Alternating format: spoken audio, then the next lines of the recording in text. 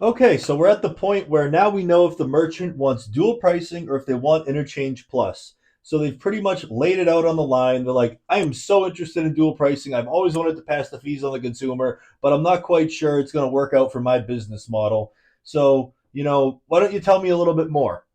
Okay, great. Great, Joe. I'll definitely tell you a little bit more.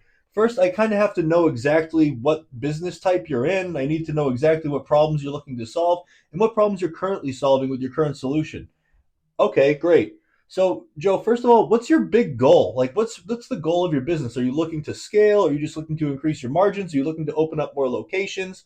Right? And these are super important questions to make the merchant feel like you care. Now, you do care, but they need to feel like you care. You need to transfer that certainty to the merchant. Make a bridge, transfer that certainty. Okay? So the merchant's going to say something like, I'm looking to open up one more location and I'm looking to increase my margins.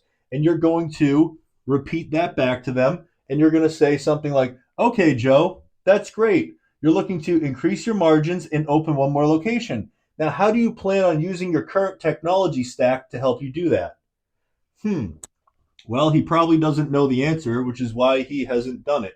So what he's going to say is, well, I'm just using Uber Eats and DoorDash or something like that currently, and they're charging me an arm and a leg, and I'm not quite sure what else I can do currently.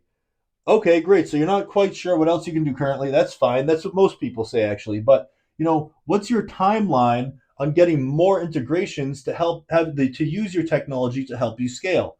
Something like this, right? And then they're going to say something like, "Well, my timeline is pretty tight because I really want this thing to be working for me now.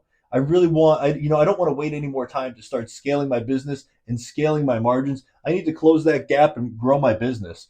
Okay, great. So you really need to close your gap and grow that business now so you can scale as fast as possible. So, how is your current tech helping you do that right now, Joe? Well, I'm not quite sure because we're not doing it, right? So we're kind of letting them know, hey, like you don't really know how to solve this problem, but we're the solution. But you're also not making them feel bad about it. Okay, that's great. That's what most people say. No problem, Joe. Now, what pieces do you have in your technology, like I said, that is currently helping you? And then you're going to go into what pieces do you feel like are missing? What do you feel like you need to add into your technology in order to scale that business up? And he's going to say something like, well, I'm not 100% sure once again, right? He doesn't quite know. All right. So from there, they're going to say something like, well, why don't you tell me a little bit about your solution, right? At any point during this, they might say something like that.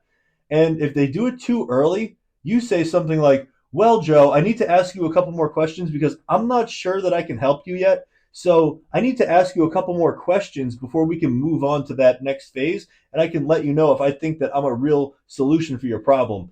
Now, this completely flips the merchant's frame and lets them know that you mean business and you mean like they know now that if you're not creating value that you're going to walk away from this. Like, I don't work with people who I can't create value for. And that's exactly what that's saying. So you want to get them to that point once you feel like you've answered enough questions. Now, guys, these are just general questions. This is not an exact syntax, okay? So you need to remember this. They might say, well, currently I'm using my POS system for, how is your current tech helping you? Currently, I'm using my POS system for inventory, I'm using it for accounting, and I'm also using it for employee scheduling. Okay, wonderful.